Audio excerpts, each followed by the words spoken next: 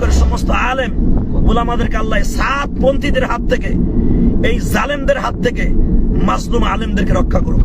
আমি যদি বেয়াদব হতাম, আর আমি এলাকার ছেলে যেখানে বসে আমাকে অপমান করতে চাইছে, আমার এলাকার আমার ভাই বেরাদার তারা এমন ভাবে মরিয়া হইয়া তাদেরকে প্রতিহত করছে, এই চিনস তাকে, সে কে, আমার দেশের রত্ন, আর একটা কথা বললে তুলা ধারা বানায় ফেলবো, তাহলে বোঝা গেল আলেম ওলামার মুহিব্বুন সারা বাংলাদেশে যারা পৃথিবীতে আছে। আমি আমার আলেম ভাইদেরকে সতর্ক করার জন্য লাইফে আসছি, আপনারা সতর্ক হন, এদের বিরুদ্ধে অতি তাড়াতাড়ি বজ্রের মতো গর্জে উঠেন। তা না হলে কাদিয়ানির ফিতনার চাইতে এই এমএস গ্রুপ, এমএস বাংলাদেশের আমার একজন তারিক জামিল যাকে আমরা বলি, নজরুল ইসলাম কাসিমি দামাত বরকাতুম একটা কথা বলেছেন, নজরুল ইসলাম কাসিমি দামাত বরকাতুম আল্লাহর ওলি বলেছেন যে এমএস এই সাত গ্রুপ অতি তাড়াতাড়ি, কারণ ওদের জন্য বাংলা শব্দ মৌলানা সাওয়াব শোভা পায় না। নজরুল ইসলাম কাসিমি সাহেব বলছে, আমি দেখলাম তাই ইংরেজদের সাথে এরা বিক্রি হয়ে গেছে।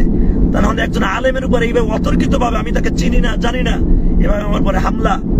আল্লাহ তাকে হেদায়েত নসিব করেন, হেদায়েত না থাকলে তার বিচার এই জমিনে দেখতে চাই।